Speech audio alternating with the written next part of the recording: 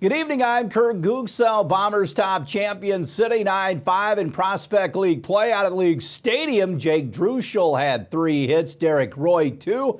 Joey Milto knocked in 2 for DuBois County. Jake Studeville went 6 innings in relief to get the win. Bombers off tonight. They're at Champion City tomorrow and Wednesday. The next home game is Thursday against Full Count. The Jasper Reds swept a doubleheader from the Terre Haute Cubs on Saturday out at the JV field, 3-1 in Game 1. Bo Days fan 10, giving up 5 hits. Carter Fleck tripled while Reese Bauer doubled for the Reds. Reds win Game 2 10-1 behind the pitching of Carter Stom, who had 8 strikeouts in the game. Carter Fleck, Austin Simmers, and Evan Nykum had 2 hits each for the Reds. Jasper 5-0. They'll play the Indy Barnstormers on Saturday in Jasper. High school baseball state finals wrapped up over the weekend. On Friday night, the Class A game won by the Bar Eve Vikings 6-1 over Central Catholic. Bar Eve wins that rematch of last year's title tilt. The Vikings' Ethan Graber wins the Mental Attitude Award for Class A. Bar Eve finishes at 28-6. Big game tonight in the College World Series, a winner's bracket tussle. The Kentucky Wildcats take on Southeastern Conference brethren Texas A&M out in Omaha. After a big sophomore season pitching for Indiana, former Jasper standout Connor Foley back in town. He was a guest instructor Friday at Austin Simmers Camp Frank. Foley was 4-2 in 14 starts for the Hoosiers on the Hill, striking out 82 with a 165 batting averaged against. Foley expects to hear his name early in next month's MLB draft. Foley recapped his season with the Hoosiers. It was definitely a good year. Individually, I improved a lot significantly from my freshman year, and but had some success. I didn't end it the way I wanted to, but definitely an overall a good year on the mound and for the team. Made a regional, so definitely a successful year, team and individually. You were out of the pen last year. You converted to a starter. How was that transition?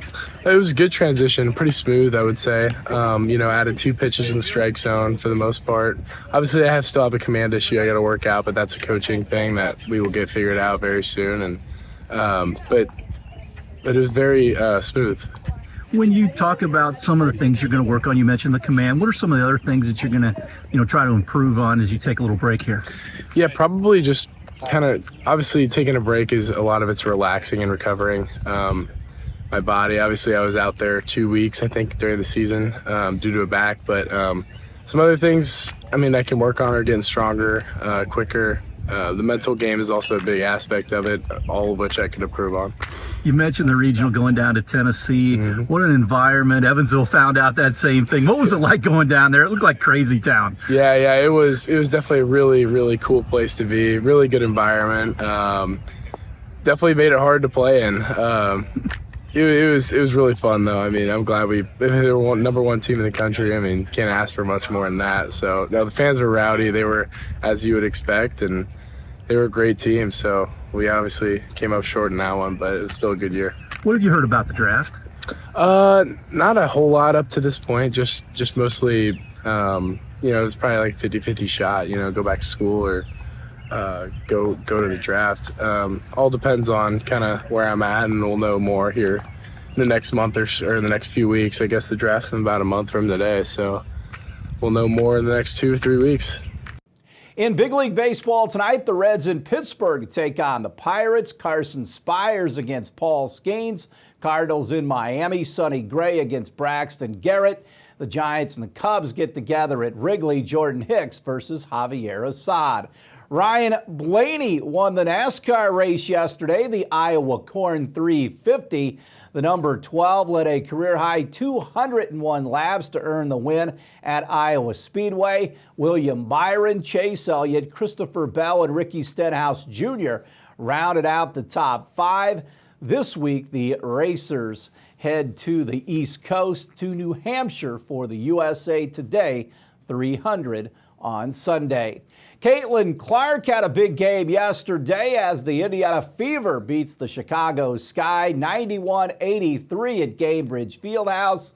in the game. Clark had 23 for the Fever. Also in double figures for Indiana, Alea Boston chipped in with 19 points and grabbed 14 rebounds. Fever 5-10. They're back at it Wednesday against the Mystics. Stay tuned. We're back with more after this.